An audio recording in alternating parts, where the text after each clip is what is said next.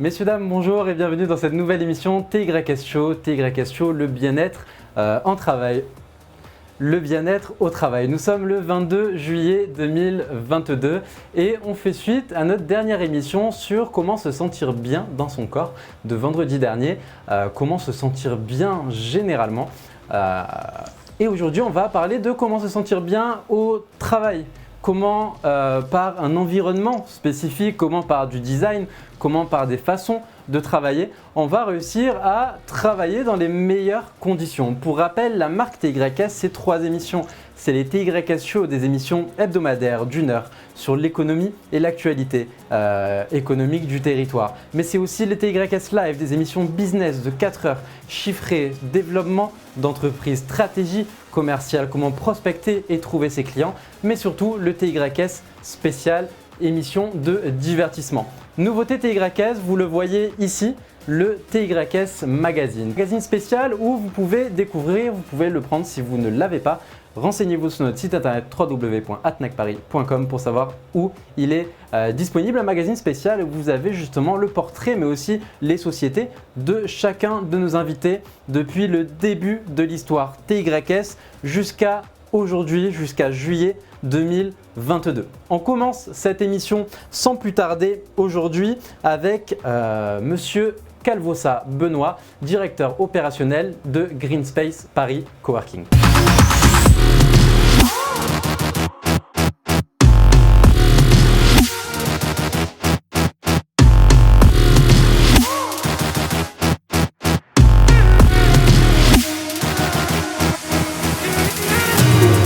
On se retrouve donc avec Benoît Calvosa, directeur opérationnel de Green Space Paris. Benoît, bonjour. Bonjour Nassim.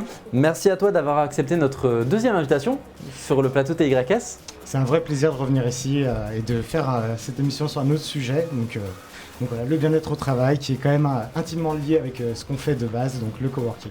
Totalement. Et c'est surtout un plaisir pour nous de t'avoir justement sur cette nouvelle édition. Alors un nouveau format, un TYS Show un peu spécial, un TYS Show plus court, où on va aborder justement ce sujet-là du bien-être au travail d'une nouvelle façon.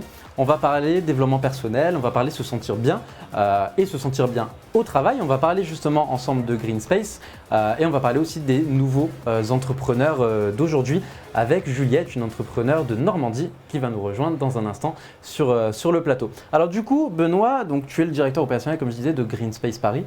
Green Space qui a la particularité quand même d'être très mood friendly, on va dire, dans un bon mood où on travaille dans un bon espace qui a été pensé justement d'une façon assez spécifique, comme nous le disait Amaury Debuchet, le fondateur de ce coworking-là sur une émission spéciale coworking. Est-ce que tu peux nous parler de comment vous avez pensé le design de Green Space pour en faire ce que c'est aujourd'hui et surtout pour que tous les coworkers se sentent bien?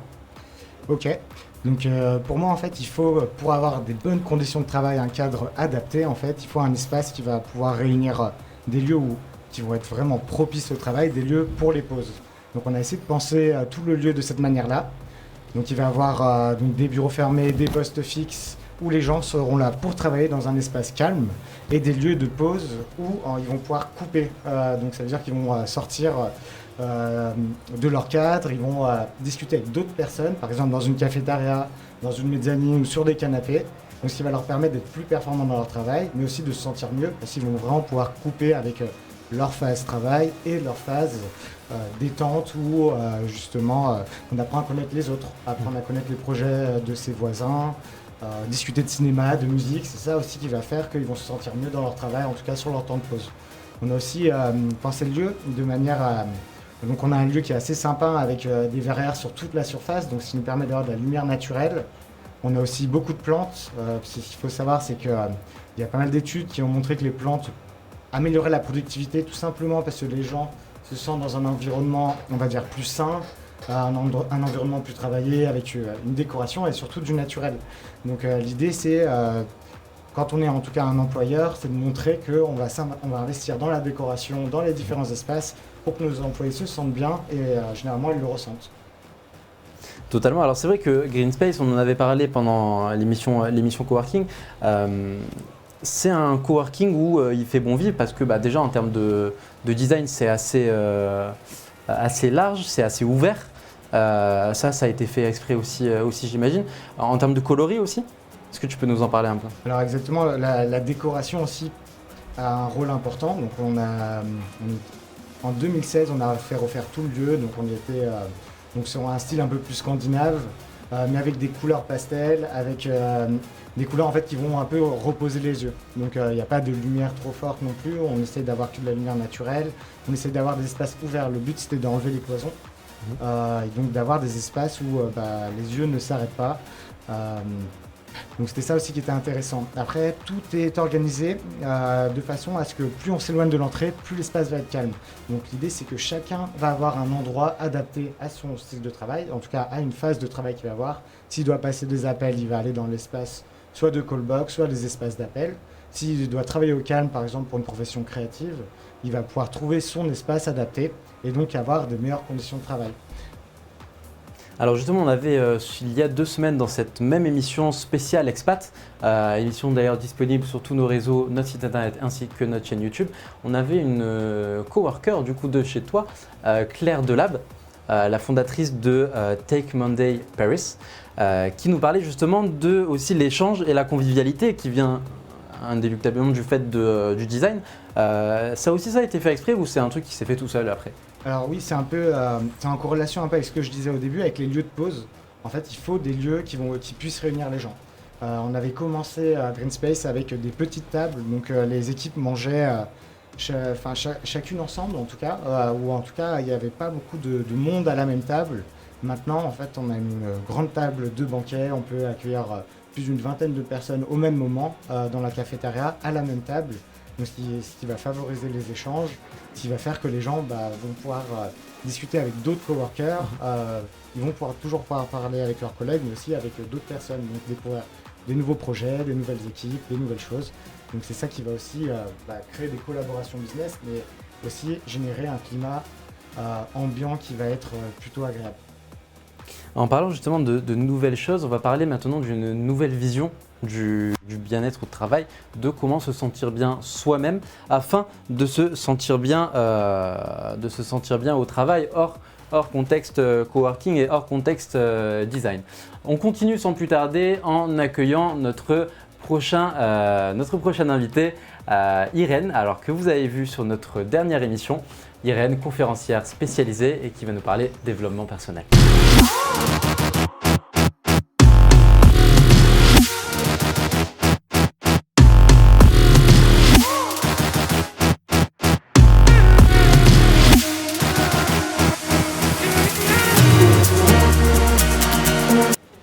On se retrouve donc avec Irène. Irène, bonjour. Hey, bonjour. Merci d'avoir accepté notre seconde invitation à cette émission. Donc, comme je disais la semaine dernière, dans la continuité de notre dernière émission sur se sentir bien soi-même et se sentir bien dans son corps, aujourd'hui on parle de comment se sentir bien au travail. Tu nous as parlé justement sur la dernière émission de ton parcours personnel. Pour resituer un peu pour les spectateurs qui nous regardent aujourd'hui et qui n'auraient pas regardé notre dernière émission, tu as une histoire qui a fait que en 2005, si je ne dis pas de bêtises, tu as après une chute été diagnostiqué d'une tumeur au cerveau qui a ensuite été opérée et les médecins t'avaient donné 2 ans. 2 ans, et c'est là que tu t'es mis dans le développement personnel, alors pas que tu as commencé à prendre soin de toi, parce que c'est ce que tu me disais dans la dernière émission que tu faisais déjà, mais c'est là où on va dire tu as ouvert tes sentiments comme tu le disais, et que tu as commencé à être plus dans comment se sentir bien, parce que c'est vrai que quand on est dans une situation comme ça, c'est pas facile, on ne peut qu'imaginer ce que tu as vécu. Est-ce que tu peux nous parler un peu de cette transition-là entre ta vie d'avant et comment faire pour se sentir mieux malgré ce type de circonstances-là? Alors, oui, une chose que je dis en conférence, c'est que avant, j'avais rien compris à la vie en fait. Parce que j'étais sur un rail et puis j'avançais par rapport à l'éducation, par rapport à ce qu'il fallait faire. Etc., etc. Il fallait un travail, bon, c'était bien si on pouvait avoir des promotions, enfin bon, voilà, j'étais sur un rail, quoi, mais c'était pas moi en fait. Et donc passer dans le revers de la médaille, dans la lumière, moi j'appelle ça la lumière en fait, passer dans la lumière, c'est vraiment écouter son cœur, écouter ses motivations et savoir vraiment ce qu'on veut faire dans la vie. Et bon, moi, je suis allée chercher l'intérieur et comment je peux contribuer au collectif avec ce que j'ai réussi à construire à l'intérieur, quoi. Donc moi, par rapport à mon parcours, j'ai vécu un pronostic vital engagé, j'ai vécu la maladie, j'ai vécu surtout la guérison. Je suis en vie, donc aujourd'hui, c'est ça que je partage, quoi. Et c'est ça ma motivation profonde, c'est de dire qu'aujourd'hui, le bien-être, c'est clé. C'est rester en vie, c'est clé. Savourer le fait d'être en vie, c'est clé. et c'est possible, en fait. C'est possible, tout est possible, quoi. Enfin, ça ouvre le champ des possibles. Et pour moi, c'est ça l'essentiel, quoi. Et donc après, quand on trouve comme on dit, son why, après ça roule, quoi. Après ça roule parce que moi je vois la différence quand je travaille sur mes compétences, je travaille sur mes talents avec ma motivation profonde, c'est pas du tout pareil, quoi. Je suis simple, je suis légère, je rigole. Quand je suis sur mes compétences, bon, j'arrive à faire plein de choses, mais c'est pas pareil, là, ça me prend beaucoup plus d'énergie, quoi. Et limite, quand je suis sur mes talents profonds, eh bien, ça me ressource, quoi. C'est plus un travail, quoi. C'est un vrai plaisir, c'est la vraie vie, en fait. Totalement. En fait, c'est la vraie vie. Et justement, de ce fait-là, donc, tu es aujourd'hui conférencière, tu es aussi coach, tu es formatrice et tu travailles beaucoup la numérologie. Alors, est-ce que tu peux nous expliquer pour les personnes qui ne connaissent pas ce qu'est la numérologie? Oui, bien sûr. C'est très simple, la numérologie. Moi, je l'ai rencontrée sur mon chemin depuis 15 ans ou 17 ans où je fais du développement personnel à la fois pour moi et puis pour les autres quand j'ai envie de transmettre. La numérologie, c'est quelque chose que j'ai rencontré tout de suite quand j'ai été malade. On m'a dit, va voir cette personne, elle faisait de la numérologie. Donc j'y allais. Je savais pas ce qui m'attendait. Elle m'a décrite comme jamais, quoi, en fait. Okay. Donc c'était assez impressionnant. Bon, comme à l'époque, j'allais quand même pas très bien. Et à la fois intérieurement, puis parce que j'étais malade. C'était assez confrontant, en fait. Donc elle m'a quand même décrite assez dans l'ombre, de ce que j'étais. Et et c'était assez bluffant, parce que moi, j'avais pas discuté avec elle. Là, j'ai rencontré la numérologie une deuxième fois, et puis une troisième fois. Et en fait, c'est à partir d'une date de naissance, ou de l'état civil, si on va aller plus large. La date de naissance, donc les nombres, les symboles qui sont des vibrations, qui sont de l'énergie, ils permettent c'est comme une grille de lecture et chaque nombre a cette vibration, dénote des besoins, dénote des talents, dénote des parties d'ombre ou de lumière, sans jugement, parce qu'il y a des jours où on est dans l'ombre et des jours où on est dans la lumière et c'est très bien, on a besoin de l'ombre pour aller dans la lumière et inversement. Et en fait, il faut savoir compter de 1 à 9. Voilà. C'est ça simple. Peut servir. Moi, j'adore quand c'est simple. Niveau CP, ça va. Et puis après, j'accompagne les personnes à aller dans la connaissance de soi, en fait, avec ces vibrations. Donc, chaque nombre a sa couleur aussi, donc ça fait arc-en-ciel, donc c'est top. Chaque nombre a sa couleur, mais a quand même un certain vocabulaire, donne des vibrations. Et j'accompagne les personnes à comprendre quelles sont leurs motivations profondes pour passer à l'action, par exemple, ou pour démarrer un projet ou une journée sur le plan relationnel. Et puis après, c'est aussi sur le plan spirituel. Comment je contribue au collectif, avec quelle motivation intérieure je contribue au collectif. Donc c'est aussi un nombre. Et puis la mission de vie qui est plus connue quand on a touché un peu la numérologie, c'est commun à toutes les numérologies, cette mission de vie, chemin de vie, comme on dit. Et c'est comme ça que j'accompagne les personnes, quoi. Et moi, je me rappelle d'une chef d'entreprise quand je vivais au Maroc. Et cette personne, elle était pleine de projets, elle était tout le temps dans l'action. Et quand elle m'a appelée, elle me disait j'en ai marre, j'épuise mes équipes, quoi. Donc je regardais son thème et effectivement, elle avait plusieurs fois, de mémoire, il y avait plusieurs fois un nombre, le 8, qui pulse, quoi. C'est vraiment, qui pulse vraiment, quoi. C'est des personnes qui ont une idée, paf, ça passe tout de suite dans le concret, et puis il faut que ça avance, quoi. C'est bulldozer, quoi. Alors effectivement, quand les autres n'ont pas ce type de personnalité, ces nombres-là, on peut ramer quoi derrière, quoi. Et donc voilà, le fait de comprendre ça, ça fait ouh, tout de suite c'est comme un halo d'illumination. Ah ouais, cool quoi. Et en fait c'est ça, je trouve ça génial parce que c'est simple en fait, c'est très simple. Totalement. Alors on va rester là-dessus et on va continuer en parlant de la numérologie, mais dans le cadre du team building et des équipes, parce que ça rejoint justement le bien-être aussi. Mais avant ça, on va accueillir notre prochain invité. On va accueillir tout de suite Juliette Longeon, fondatrice du Valgaudry.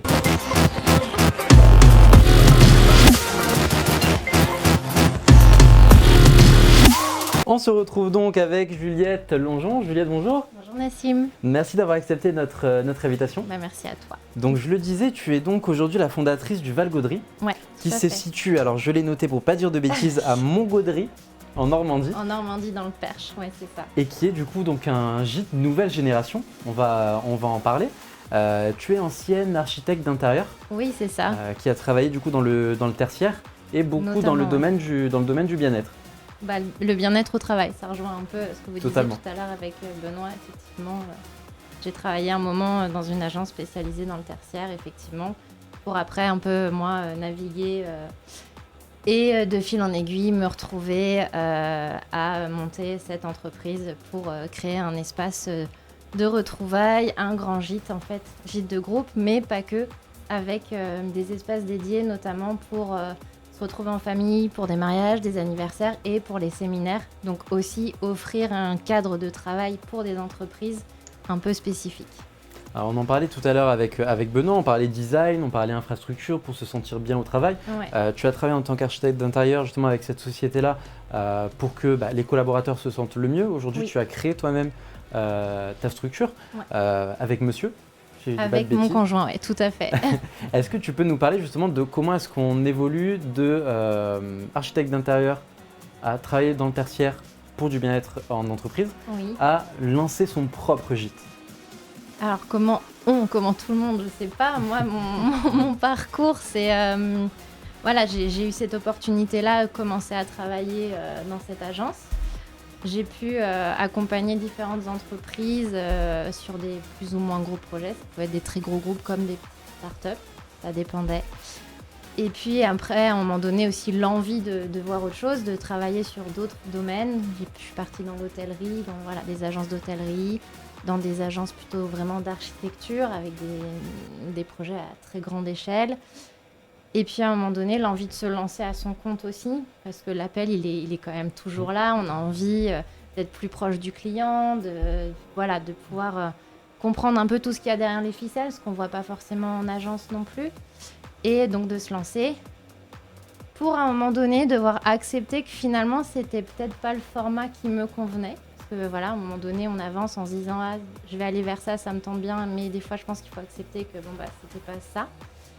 Et en parallèle, toutes les opportunités de vie qui se présentent et cette grande maison qu'on avait avec mon conjoint, dans laquelle on s'est mariés. Et on s'est dit, mais pourquoi pas permettre à d'autres personnes aussi de se marier en ayant aussi en tête tous les enjeux que la profession d'architecte d'intérieur un peu nous fait appréhender, entre guillemets, les accessibilités, comment avoir ce lieu qui est un peu à, comment dire, double face, c'est-à-dire qu'un lieu d'accueil pour des familles, pour passer des semaines, pour faire la fête aussi, mais comment à un moment donné on profite de ce lieu pour le retourner et se dire ok, donc maintenant c'est plutôt un espace pour travailler au calme avec les équipements qu'il faut.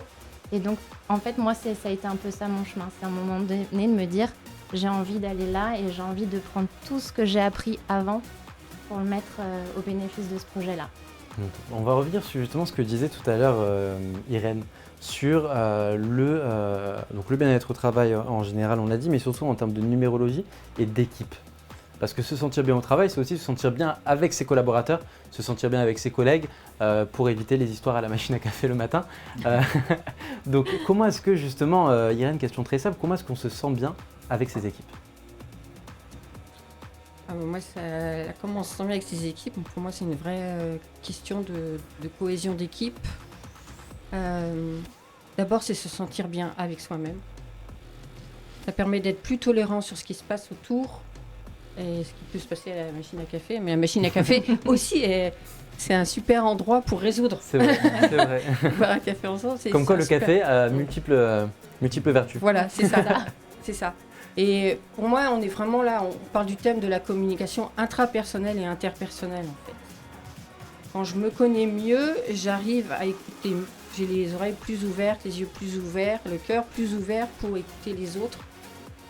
Et essayer de comprendre, essayer de se mettre à leur place et dire s'il dit ça, ou s'il est en colère, ou s'il est joyeux. Voilà, c'est se mettre dans son monde. Il y a une raison, surtout s'il est en colère. Il y a une raison. Et cette raison, c'est pas contre moi en fait. N'en fais pas une affaire personnelle, comme disent les accords Toltec. Et c'est vraiment ça. Non, mais c'est vraiment ça. C'est quoi. vrai.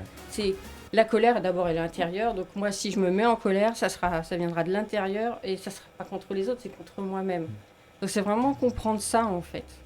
Et donc plus on se connaît, plus on peut aller vers les autres, plus on peut dialoguer. Et ça, moi, ça me paraît vraiment important. Et puis, ce que tu dis, là, c'est énorme parce que c'est venu de l'intérieur, quoi.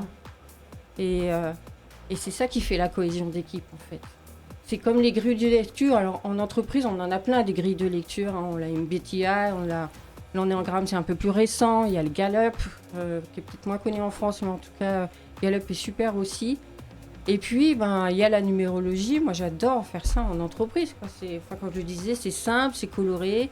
Et ça peut être subtil et puissant, quoi. Donc, on peut faire travailler à la fois sur du terre à terre et puis à la fois sur des choses un peu plus. On peut bosser sur les valeurs. Et c'est ça qui me paraît important vraiment, c'est d'aller réussir à aller vers les autres en étant serein. Parce que quand il y a une personne en face, Benoît, il y a un espace entre les deux. Donc ça fait 3 entités en fait. Là, même plus encore aujourd'hui. Et pour moi, c'est ça, le bien-être au travail, c'est vraiment une question de relation et de communication, quoi. Pour moi, c'est vraiment le b.a.-ba, quoi. Respecter l'humain, quoi. Donc ouais, pour rebondir avec ce que tu dis, Irène, je me suis fait coacher donc il y a un petit moment pour manager Green Space aussi, justement prendre du recul dans des situations où je vais avoir des clients que je vais voir tous les jours à qui je vais bien m'entendre, mais avoir aussi des relations business avec eux où ça va pas forcément se passer de la meilleure des façons. Donc pour rebondir un peu avec ce que tu dis, on avait juste des techniques de PNL, donc pas forcément physique, mais plutôt sur la compréhension des situations. Donc comme tu disais, il y avait le moi, le toi, le nous, donc notre relation, et après comment on la voit avec du recul. Oui. Donc comment une personne aussi, c'était encore une autre chose, comment une personne le livreur pizza, qui ouvre la porte et qui arrive et qui voit cette situation. Et donc je trouvais ça super intéressant parce qu'en fait ça nous permet d'analyser la situation à laquelle on fait face de plein de façons. Et donc je pense que ça favorise et ça facilite en tout cas la communication entre les employés, la cohésion d'équipe, donc le fait de faire preuve de compréhension de ces situations, quoi. Donc la numérologie, je pense, c'est aussi beaucoup utilisé dans le recrutement, j'avais l'impression. Non, non. Mais voilà, ça permet de voir un peu en tout cas j'ai l'impression, les profils, de voir s'ils peuvent s'adapter, de voir si les valeurs d'entreprise aussi sont en phase avec ce que veut la personne. Donc voilà, comme un peu Juliette dans son nouveau projet, j'ai l'impression. Que tout trouver la place, c'est ça, de chacun. Ouais. C'est ça a été construire, ça a été, comme tu disais Nassim, on s'est avec mon conjoint, donc déjà il fallait aussi construire ça par rapport à nous deux. Totalement. Mine de rien, parce qu'il y a le projet professionnel et voilà, comment est-ce qu'on stabilise. Et après, construire nous l'équipe projet, on est entre Paris et la Normandie, comment on construit notre équipe aussi à distance, mais comment on construit quelque chose de fort. Avec les artisans, nous on voulait des artisans locaux, comment est-ce qu'on arrive à créer une équipe, même si je ne suis pas toujours là, créer cette relation de confiance et à un moment donné dire, en fait nous on veut juste, en gros on a tous le même objectif et on y va ensemble. Et moi c'est ce que j'ai dit à chaque fois aux artisans, l'idée c'est on est tous là, l'idée c'est qu'on aille là-bas et on y va ensemble, mais si à un moment donné vous voulez faire comme ça, ok, mais dites-le moi et on voit si ça fonctionne ou pas et comment on peut le faire et on s'adapte tous. Mais voilà, l'idée, c'est là-bas, quoi. C'est le cap. Ouais, c'est ça. Irène, tu voulais réagir? Oui, alors moi je prends souvent l'image de faire une équipe, c'est comme en sport, quoi. Enfin, à un moment donné, c'est clair. Ouais. Et à l'intérieur de nous, on a cette même équipe de sport. En fait. Donc il faut aussi qu'on jongle, chaque part de nous prenne sa place. La PNL, c'est un super outil pour ça. Le fait de se dissocier, c'est vraiment un bel outil pour ça. Et c'est ça, c'est jongler entre nos différentes parties. Donc avec la numérologie, je jongle entre 9 parties. On a toutes ces parties-là. Il y en a qui sont plus en avance, et comme à l'école. Enfin, à l'école, on était bon en maths, on était bon en anglais ou autre. Là, on est bon en 1, en 3 ou en 9. Bon, voilà. Voilà. Donc, en fait, c'est simple. Il faut savoir ça. Puis, pour l'équipe, on cherche quels sont leurs talents, leurs prédilections, on va dire. Et puis, après, on comprend pourquoi on a, comme tu disais, Benoît, pourquoi j'arrive pas à rigoler avec cette personne-là, ou pourquoi j'arrive pas à bosser avec elle. On comprend ça et on devient beaucoup plus tolérant, en fait. Et on utilise les talents de chacun, quoi. Et ça, c'est vraiment, pour moi, c'est vraiment l'avenir. Et on appelle ça, moi j'ai appris ça récemment, on appelle ça le job crafting. J'adore les nouveaux mots. Mais c'est vraiment cette idée d'aller, que chaque personne, on utilise leur talent, mais dans le sens noble du terme, pas exploiter, mais vraiment utiliser la bonne personne au bon moment. Et ça fait longtemps. Moi, j'ai connu ça quand j'en bossais dans des grands groupes, travailler sur des projets transverses. On demandait un peu à, entre guillemets, n'importe qui de travailler sur ce projet-là parce qu'on sentait que c'était la bonne personne pour ça, quoi. Et c'est ça, c'est exactement ça, quoi. Et l'avenir, c'est ça. Voilà. Et chacun est à sa place. Et c'est vrai que toutes ces techniques-là de numérologie, elles sont aussi super importantes pour les managers. Justement, on parlait d'attribution de tâches, on parlait de reconnaître les forces et les faiblesses de tout le monde. Donc il y a pas mal de systèmes qui existent justement pour que vous puissiez gérer au mieux vos équipes, mais surtout que vous puissiez vous sentir au mieux dans votre travail, dans votre espace de travail, comme on en a parlé avec Benoît et comme on a parlé avec Juliette.